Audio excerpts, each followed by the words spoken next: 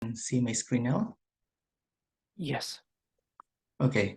Good morning, good afternoon, good evening, everyone. So I'm glad to be here. I am Jaymie Medina, and my advisor and co-author is Jennalyn Mindoro. We are affiliated with Technological Institute of the Philippines. My talk for today is about on-premise file server versus cloud storage with incident management, a comparative study. So I will be discussing the introduction about the topic and how I came up with the idea about this research. What are the challenges faced by the business and other stakeholders when using on-premise file server? Research gaps from the existing studies and how this paper will fill up those gaps. Objectives of the study and the desired outcome. Methodology and framework used. Results based on the objectives, conclusions, and lastly, acknowledgements. Okay. In recent years, things have rapidly changed due to the global pandemic situation. Changes in information technology and computing system need to be recognized by any organization and force them to move into the next generation of computing.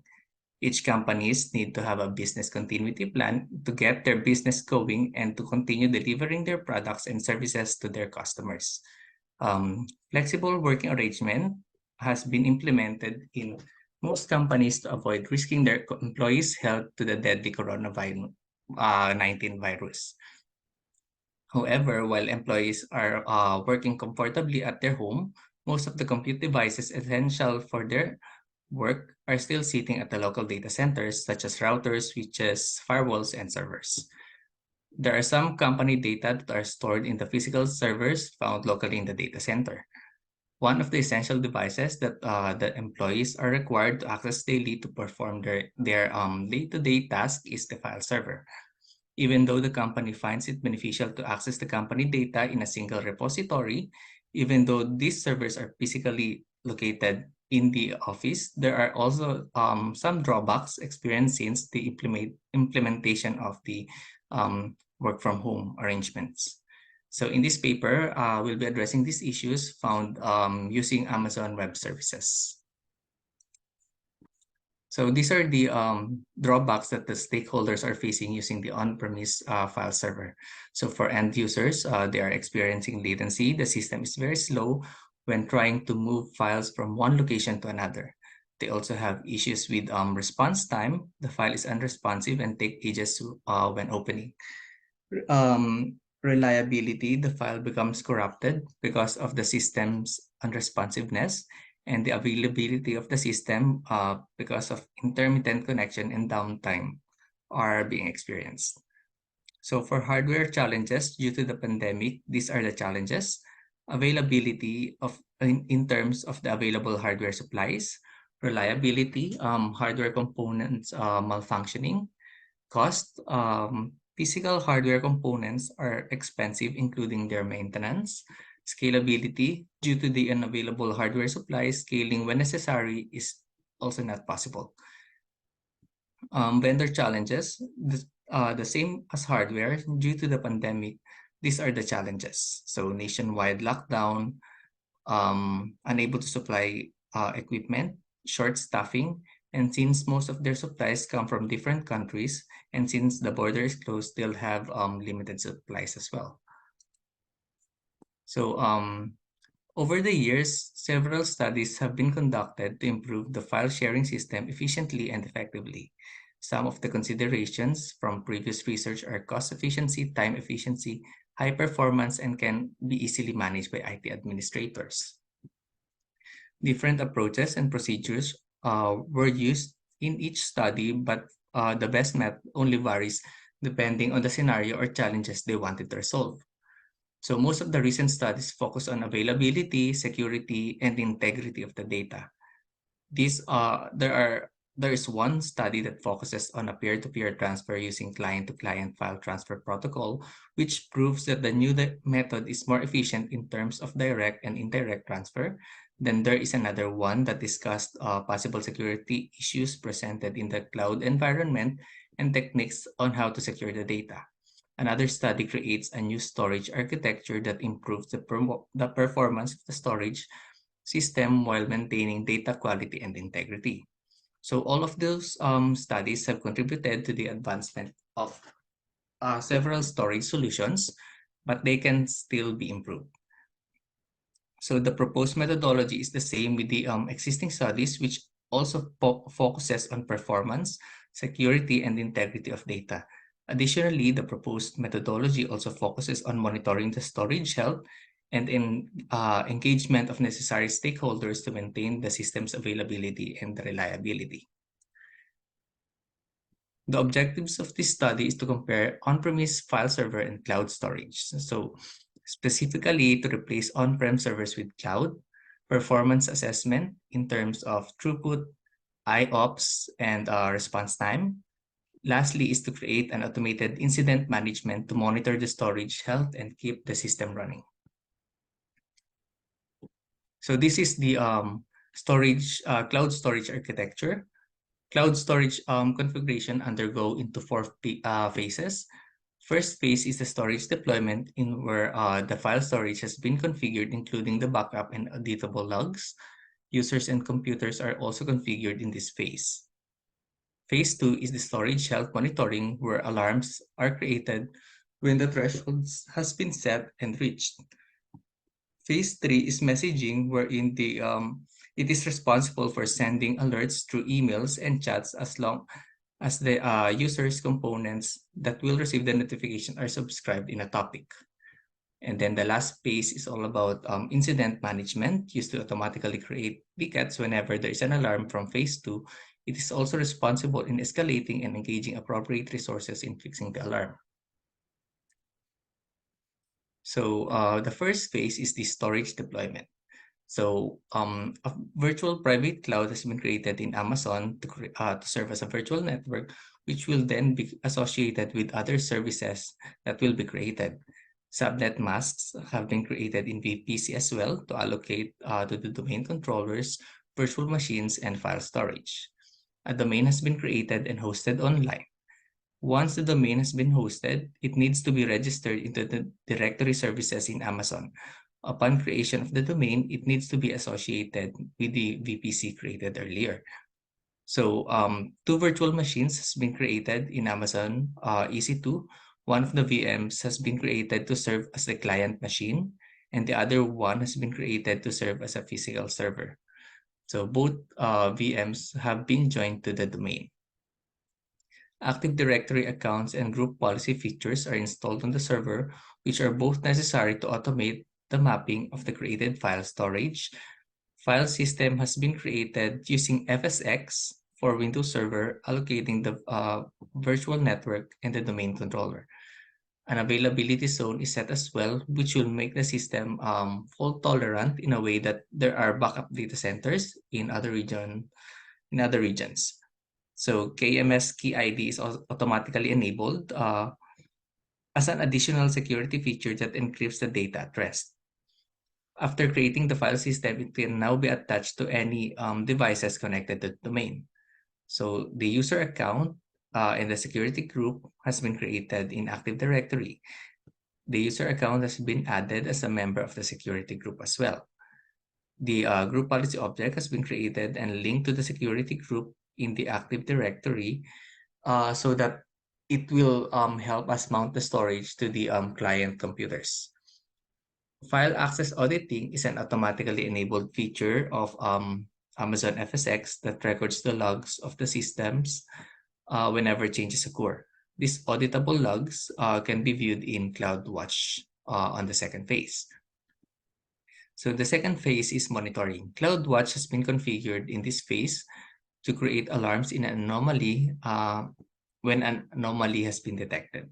Conditions and thresholds can be set to trigger the alarm and send notification. Additional alarms are also configured to monitor the data being written in the storage account. It will help determine if the storage capacity allocated is nearly full or if there are too many hosts connected in the storage at the same time. So the third phase is messaging. A simple notification service topic and subscription has been created in Amazon to receive notifications created by the alarms in phase 2. Notifications can be in the form of email or through SMS. For the notifications to be more precise and easy to understand, a JSON cleanup has been made to indicate the input path and input template when triggered through CloudWatch events.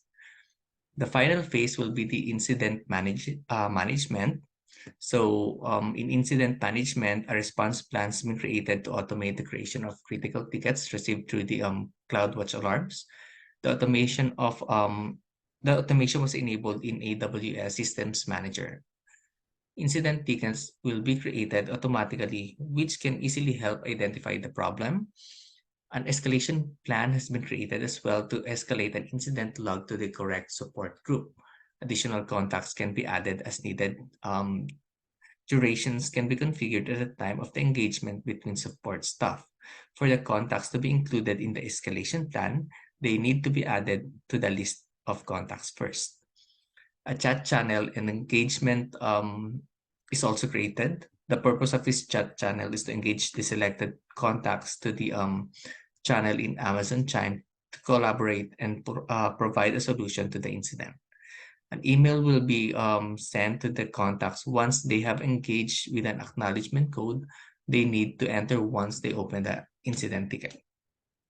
A chatbot has been created in Amazon to easily provide reports to the engaged contacts in Amazon Chime from ticket creation to ticket resolution.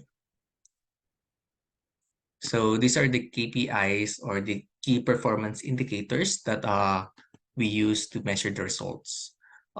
Cost and maintenance. So to determine the cost and maintenance of on-premise servers, we skimmed through different provider websites and produced an estimate of the pricing based on the recent offers for extensive server requirements of medium to large enterprises. While Amazon has the pricing calculator based on a consumer consumption model, which allows consumers to forecast the estimated monthly cost based on the specifications and resources or services available. Throughput, IOPS, and response time. Throughput or data transfer is measured through megabytes per second. IOPS or input output per seconds is the measurement of storage devices on how fast read and write are performed per thread. And then last is the response time, which is determined by how fast the system will respond to the requests and is usually measured in milliseconds. Incident handling. Incident handling is to measure how alerts are handled through incident management by engaging necessary stakeholders. User acceptance testing and user testing the proposed solution and comparing it to the current solution. So the costs are calculated in an on-premise server are based on the current market value of the life cycle. For example, the current market value of a server processor is $813.12 and has a life cycle of 3 to 5 years.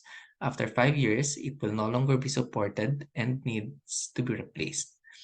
The same goes for the memory and hard drives. Electricity and throughput charges remain the same throughout the following years, although it is expected to increase or decrease depending on the economy. To IT staff, with a market value of $12,979 per year, accumulate 5% of their yearly salary. Backup storage has the same value of the server processor since both are servers. Since the server is located locally, data transfer will not accumulate extra charges. The newest server OS released by Microsoft costs $5,797.42 and has a life cycle of 10 years. So throughput capacity refers to the bandwidth speed for file transfers. The computation on-premise is based on an unknown service internet provider in the Philippines with 200 MB per second. Alternatively, cloud throughput capacity is determined on the initial setup of Amazon FSx, which is assessed per Mbps. In this study, 200 Mbps of throughput capacity was dedicated to FSx has been configured. Backup storage also requires upfront cost for on-premise servers since separate hardware equipment is needed for it to function as a backup server. Whereas Amazon already offers both automatic and user-initiated backup, Backup costs in Amazon are determined through the hardware capacity configured. Data transfer is billed by in and out from Amazon by 0.12 US dollars per gigabyte. 200 gigabyte of data per month would be like 24 USD, unlike the on-premise server, in which data can be copied across different client machines or different servers on an infinite basis. So in evaluating the storage performance, three aspects have been thoroughly analyzed: throughput, input-output per second, or IOPS, and response time. So PowerShell is used as a benchmarking tool to assess the performance of each storage device. So PowerShell is a built-in command line based tool included in every Windows machine. So the script will create a test file on the storage and measure the system performance. So in testing the different aspects of the storage performance, two testing scenarios have been done. So there is one sequential operation testing and random operation testing. So sequential operation testing pertains to accessing locations in a non-stop manner and is usually connected to data files of large sizes. Random operation testing pertains to a non-continuous manner that is connected to smaller data files. So this is the result of the sequential operation testing. We can see here the transfer speed, which is the MB per ES, IOPS, the response time or the latency, and the location where the test data is saved, which is the local data on the drive. In this case, the test data is saved on on-prem server. So these are the results for the performance testing on the cloud. We can also see the test file saved in cloud, which is Amazon. If we are going to compare the sequential operation testing of on-prem and cloud in throughput, based on the results gathered, data transfer on the cloud increased gradually with every thread, while the on-prem throughput has an unstable speed. The first thread for the cloud is 168% faster than the first thread from the on-prem. The average throughput of the first 5 threads in the cloud is 1,809.39 MB per second, which is 177% faster compared to on-prem that only gives 111.47 MB per second. In IOPS, from the data gathered, the cloud's read and write operations have a speed of 2,385 IOPS during the first thread compared to 205.8 IOPS in on-prem, which is 168% faster. Compared to the throughput, IOPS is not increasing gradually per thread, but the speed is maintained on both devices. The average sequential IOPS for the cloud is 3,618.72, and the average sequential IOPS for on-prem is 222.9. So cloud IOPS is 177% higher than on-prem. Response time. Based on the results indicated under the latency milliseconds, on-prem storage has a 4-second delay in responding to the requests, which gradually increases per thread. Alternatively, cloud storage maintains system responsiveness of a 0-second delay, which is better than on-prem. The average response time of the cloud is 0, while the on-prem has 12.4 milliseconds, which is 200% faster. The higher the response time is, the higher the latency is experienced. So this is the result for the random operation testing in on-prem server. So the results shown are for cloud random operation testing. We can see that the test file is saved in Amazon here as well. So on comparison with on-prem, throughput from the results of the data gathered, throughput can be seen with a stable transfer rate. Cloud has a transfer rate of 191.95 Mbps compared to 110.91 Mbps of on-prem during the first thread, which is still 54% faster. The average transfer rate of cloud storage is 176.25 Mbps, and on-prem storage is 108.9 Mbps. The average throughput of the cloud is 47% faster than the on-prem throughput. IOPS. Both cloud and on-prem storage have a massive increase in random operation testing compared to sequential operation testing, which is expected since the data used in this testing is much smaller. Cloud IOPS during the first thread is 24,570.45 compared to 14,197.68 IOPS of on-prem, which is 54% higher. The average cloud of IOPS is 22,561.48, while on-prem has only 13,933.38. So the cloud IOPS is 47% faster than the on-prem IOPS. For response time, results from the data gathered in random operational testing show that the latency of on-prem gradually decreased compared to the sequential operation testing, while the cloud's response time has increased a bit, but is still faster compared to on-prem. So the latency experienced through the first 5 threads of on-prem ranges from 1 to 2 milliseconds, while on cloud, it ranges from 0 to 1 milliseconds. The average latency of the cloud is 0.8 milliseconds compared to 1.8 milliseconds of on-prem, which is 77% higher. So the results shown on your screen is from the report of a generated in an IT service management tool from a certain organization where manual incident creation is done. From the report, we can see that the engagement of a support staff usually takes 1 to 2 days. This is mostly because of the workload of each staff has. So this is the result, the report generated through automated incident handling. So mean time between engagement, or MTBE, is measured between the time the ticket has been logged and the acknowledgement of the support team. So incident age is determined between the time of incident creation and resolution. The results show that an automated incident management approach can help close the gap of manual engagement of necessary staff to address the issues of an incident. To measure the success of this research, a test plan design has been created. So multiple user accounts has been created in Active Directory for them to access the client machine remotely. Those users are added in an Active Directory group. So those users need to authenticate to the domain controller before they can remote the client machine.